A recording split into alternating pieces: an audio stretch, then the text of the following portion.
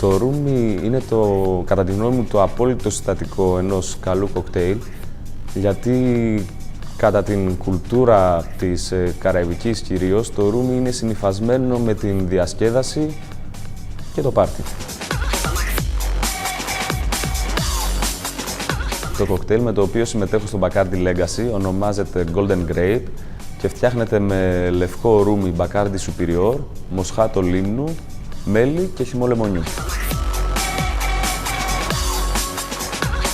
Η έμπνευση για το συγκεκριμένο κοκτέιλ μου ήρθε διαβάζοντας λίγο για την ιστορία του Bacardi και συνέδεσα ένα κομμάτι ενός κλασικού κοκτέιλ, του Daiquiri, το οποίο έλεγε στην πρώτη του συνταγή ότι φτιάχνεται για 6 άτομα, που σημαίνει ότι φτιάχνεται για κάποιο πάρτι.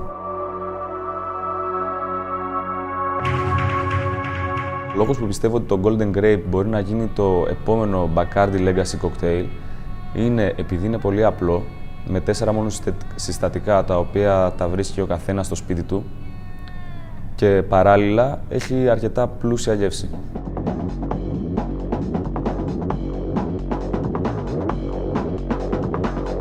Ο τρόπος που θα προωθήσω το κοκτέιλ μου θα είναι πρώτον μέσα από το μαγαζί που δουλεύω και δεύτερον η διαστόματος διαφήμιση.